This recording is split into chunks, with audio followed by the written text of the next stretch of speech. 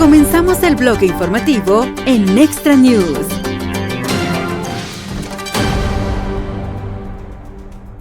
Have you already scheduled a time to go visit the complex? They offered us 7 p.m. this evening. We rejected that. I don't think after hours on a weekend is when we want to be there. We want to see what's going on. We want to see what the construction is like. So we've sent a note back through the Office of Management and Budget that we'd like to come next week. We'd like to come during the day. There's a group of us, not just us on the National Capital Planning Commission, but also OMB and a number of U.S. senators that have expressed interest in this project. What are you looking for when you get there?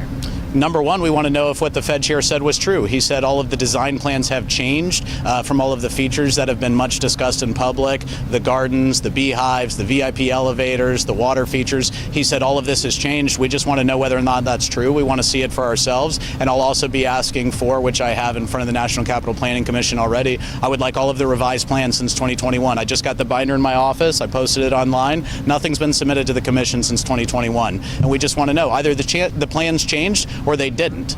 He was very vague and short in the Senate Banking Committee, and we just want to know what the truth is. You've seen some members of Congress think he lied there. I think that's a knowable fact.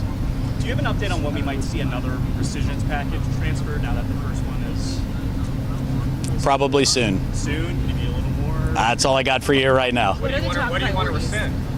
I'll also leave that to Director Vogt to discuss with you. Did you reschedule? You said 7 p.m. you rejected that. Do you have something on the books for next week? For one, the president is hosting senators here for dinner at the White House tonight. I'll be attending that dinner, as will the senators that want to go, so it just doesn't work. Two, it's kind of a lame attempt at transparency, the sort of Friday night at 7 p.m., maybe we can squeeze you in. I mean, these are the Senate Banking Committee, one of their oversight bodies, National Capital Planning Commission, one of their oversight agencies on the building project, and obviously the Office of the Management and Budget. It's a knowable fact if he lied or not. So if you do find out that you believe he lied, what is the White House or the administration's next move? Obviously, that'll be up to the president if he chooses to exercise an action there. But more importantly, I think the question is, what do the governors think? There's the Board of Governors here, which the president has mentioned. They have a responsibility. It's not just the chair. There's a Board of Governors. They should hold him accountable, not only for the project, but his management of monetary policy. And I won't speak for what the outcomes will be, but I think certainly the U.S. Senate would be very, very concerned about that, as would the American public and the Board of Governors. On future rescission efforts, I know you don't want to say the specific topics, but has a decision been made on what specifically you are going to pursue, just whether it's still up for debate or if it is a decision that's final? Yeah, we've looked at a number of programs that we'd like to rescind. I don't know exactly what will be in the final package that we would send up next. We've got a number of items we're looking at, and also obviously talking to the senators too. They're going through the appropriations process. We want to know what's important to them. But you'll obviously see that very soon. What are some of the things that you're looking at as part of the rescissions package? Waste, fraud, and abuse. I mean, everything that just doesn't comport with the president's agenda, that doesn't make sense, really just taxpayer waste. Obviously, DOJ did a lot of work. A lot of the work that DOJ did is the type of thing you would see reflected in the rescissions packages, which is what you saw earlier. And this is obviously a demand signal, not just of the administration, but that we're getting from Capitol Hill. There's a lot of interest on Capitol Hill of cutting waste, fraud, and abuse in the budget. So that's what we're focused on any way that we can. Identify any of the possible programs that could be. Again, I think when you're looking at the different things that DOJ has focused on or the administration has focused on, useless items for DEI, different things like that, grant programs that don't work, that would all fall in the category of waste, fraud, and abuse. You're obviously going to need Democratic votes to move forward on appropriations and other kinds of spending bills, whether short-term or long-term, over the next 2 months. Doesn't these rescission packages complicate that? And what prevents lawmakers from just putting this money back in for the next fiscal year?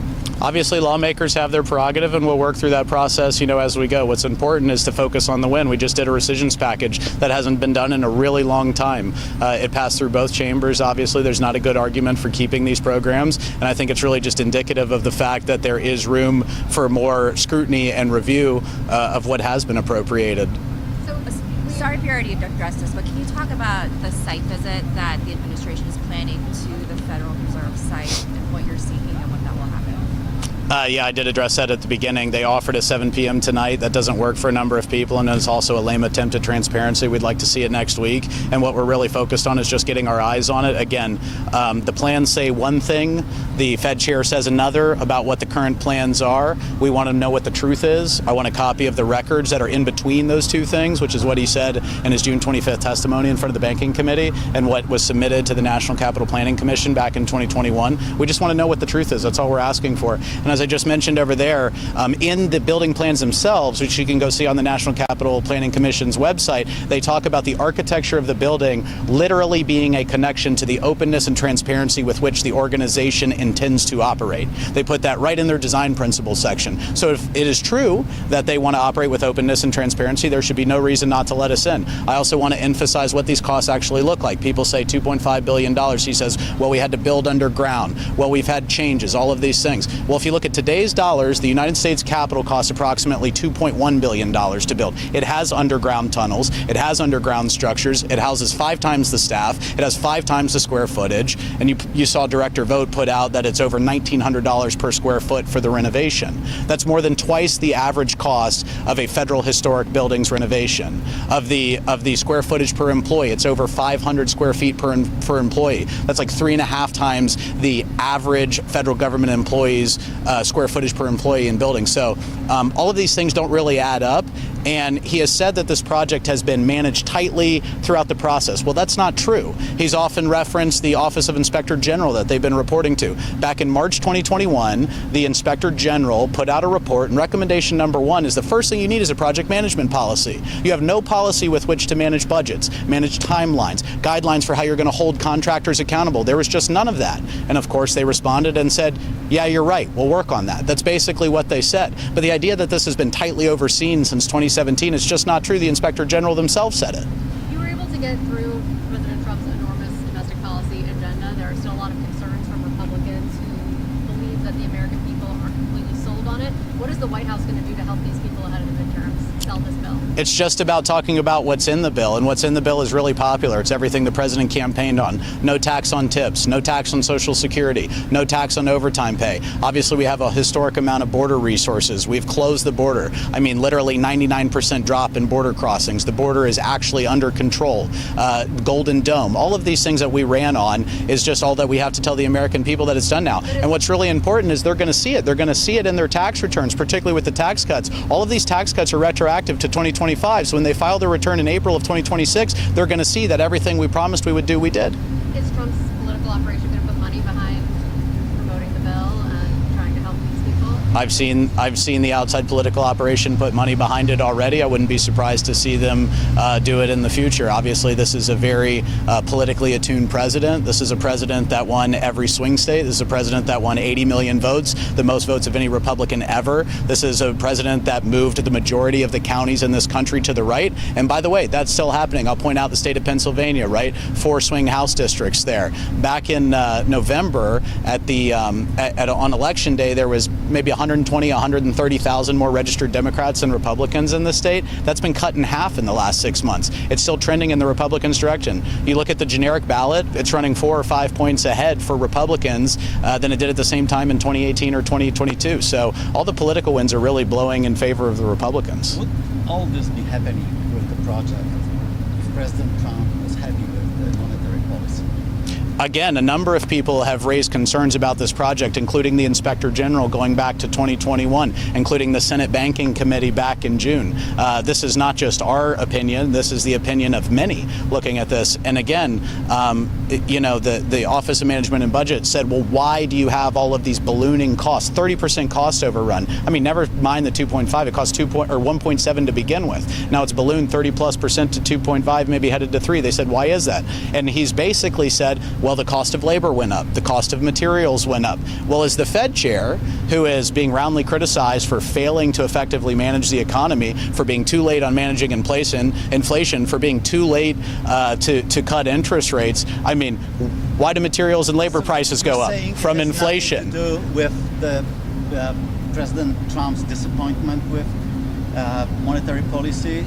I think you can separate whether or not the Fed chair is managing the economy effectively from whether or not he lied in front of the Senate Banking Committee about the plan revisions, which is what I'm focused on. But still, I do think there is a connection between whether or not you can manage the economy and monetary policy effectively and whether or not you can run a budget for a small project effectively. And you miss it by 30%. It's not a small number. It's not a rounding error. Again, why did the cost of materials and labor go up? Because of inflation. And he had no way to predict this. He had no way to get in front of this. What does that say about his ability to manage the economy? Both then, transitory inflation, and now, too late to cut the rates. Shifting gears a little bit, Jordan Conrad's from Gateway Funding. What exactly has the president spoken to you and told you legislatively work the current legal advantage? I've not had a conversation with the president about any sort of immigration reform, if that's what you're referencing. The president is obviously the strongest Republican in history on immigration. He overwhelmingly won Hispanics as a result of those policies. He's enacting the mass deportation agenda he campaigned on. Every poll still shows that the majority of the country supports his immigration agenda. We've obviously effectively closed the border. Illegal crossings are to zero functionally. Releases into the interior are functionally to zero. We have saved like 5,000 children or more, I think, at last count. There's probably more than that, Sonny, that have been reunited with their families that the Biden administration lost. Nobody has done more to secure the country and rid the country of the problems related to illegal immigration than this president. James, do you have anything on a supplemental budget request to, beef up Texas flood aid? The tranche of money there, or does the president think? We'll have to see. It's very early in that process. We'll have to see what Texas thinks it needs and cross that bridge when we get to it. Obviously, it takes a while for meaningful damage assessments to come in situations like this. So I think we'll have to wait and see what the recovery looks like and what they think they need. On politics, do you expect the president to weigh in and pick a candidate in any of the open Senate primaries anytime soon? And is he feeling pressure to get more involved in those races? Well, I won't get ahead of the president, but look, him and the leader Thune have been very aligned. I expect them to be aligned. He worked closely with Steve Daines last cycle when he was in charge of the NRSC. I think that you will continue to see leader Thune, the president, and Speaker Johnson be very aligned on the political side as they are on the policy side and on Capitol Hill. How concerned would you say about Elon Musk and his third-party threat?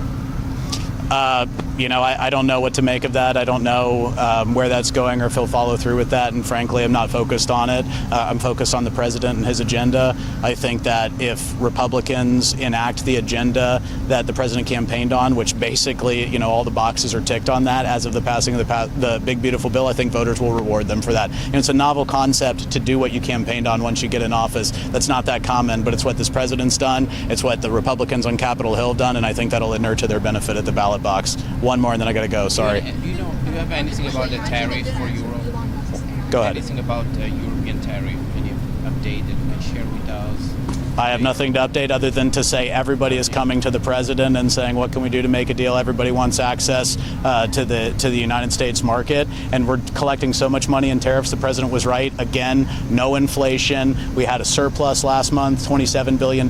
Things are going really well. So still 30%. Dinner tonight, you're attending.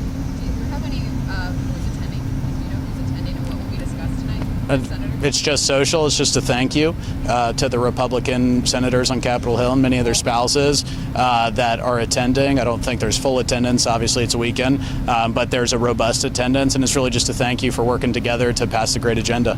Last one. Do you think Elon Musk should have the federal government should have contracts with Elon Musk with reporting to deal with these contracts? I don't get into the procurement process. Obviously, that's an agency by agency thing, and you'd have to talk to them about what their procurement processes are. One more for you. The president threatened to punish anybody who voted against the rescission package. Does he plan to withhold political support for Susan Collins and think about her running for re-election? I think the president would like to see everybody join in the great Republican victories that are going on, including the rescissions package. What's important is that it's passed. What's important is this president has passed every single thing so far. And credit to Leader Thune and Speaker Johnson. I remember back in November and December, everyone was saying, how are the Republicans going to pass any legislative agenda? Well, it's been the most extraordinary legislative agenda in Republican history, certainly, and probably in American history. I mean, not since at least Richard Nixon has there been as robust lost a legislative agenda accomplished by Republicans, and certainly not in the first 6 months. Just this past week, rescissions, crypto, one of the two major pieces of crypto legislation. The president was just at a bill signing. People are happy. The price of Bitcoin's gone up 2x, I think, since the president was elected, and that's because people are betting on him to enact the agenda he campaigned on. All right, I gotta go. Thank you. Thank you. Muy pronto, vuelve a escuchar las noticias más relevantes en este canal de noticias.